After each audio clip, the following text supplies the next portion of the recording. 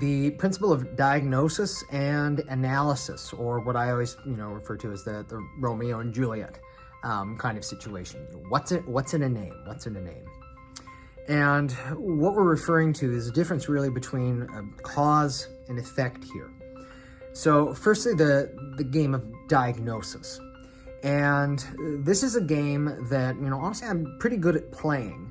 And I used to think was super duper important, but the more I've matured and the longer I've been in, active practice over the years, it is still important, don't misunderstand me, but it's not as important as it used to be. So what's the deal with this?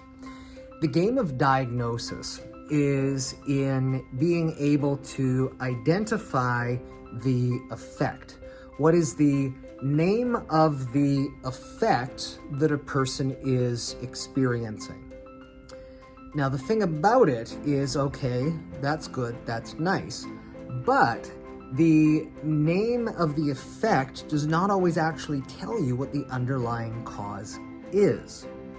And I get it, because a lot of times what people want to know, they want to know, Doc, what do I have going on? What's the name of my condition? Because from the standard model says is that you need to know the diagnosis, the name of the condition, so that you know what the appropriate treatment is. But what did we just say? We just said that that's treating the effects without actually addressing the underlying cause. And so I would make the argument that, yes, as important as the diagnosis is, the cause is far more important, because whatever you choose to call it, it usually has a common underlying theme. So a classic example that I would give would be that of, migraine, for example. And the hallmark of, migraine, it's not, pain in the head per se, it's nausea.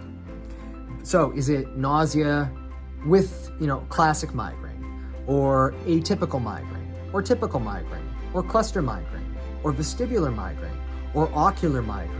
So we see that this is showing up in a number of different ways, and we can put the label on each and every one of these. Good, we played the diagnosis game. You have fill in the blank like that.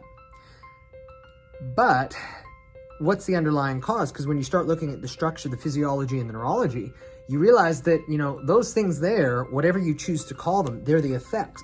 The cause is usually common. And so if you can identify what the true underlying cause is, that then is where you have a better opportunity to actually address it at the root, not just, treating the symptoms. But this is unfortunately where the standard model actually gets backwards.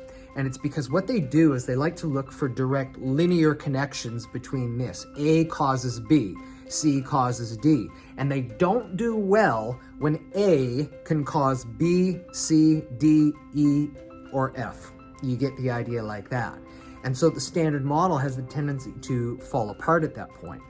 And so this is where oftentimes we have a bit of a disconnect between the standard model, but when you also have different areas and different branches of medicine, of nutritional care, of physical care, of management of the frame, all of these different things here, it's because what we find with those is they are addressing some of the structural, they're dealing with some of the strength, some of the nutritional, some of the mental and emotional, so the physical, chemical, mental, emotional underlying causes that produce imbalance in the body. And it works on the operational hypothesis that imbalances in the neurostructure can produce any of these, but are risk factors. There's not necessarily the linearity to it. So there's the disconnect between the diagnosis per se and what we say is the assessment or the analysis. And this is where we find, there are these different things that may not be quite right with your body's health. And so what we hypothesize is that the byproduct of getting healthy in these different areas is going to help this. But it's not necessarily certainties. And this is one of the major reasons why you have so much disagreement among the different, areas and branches of healthcare, and where you say, or where you hear people say, oh, well, there's no evidence that says that this actually helps that, or that this does this. There actually is evidence, but what we don't know is we don't know the probability of these things, and it's because we're looking at things from two very, very different models. It ultimately comes back again to understanding a core difference between cause and effect, but also understanding that our body does not function in a linear manner. It does not do what a textbook says it should do. The body will do what it needs to do, and really what we need is we need more updated textbooks to understand and to start thinking of things in terms of probabilities, in terms of risk factors, and opening things up so that we understand, okay, yes, the diagnosis is important, and we can give it a name if we so choose, but really what's most important is whatever the underlying probable cause is, or at least this is the hierarchy of contributing factors that is likely doing that.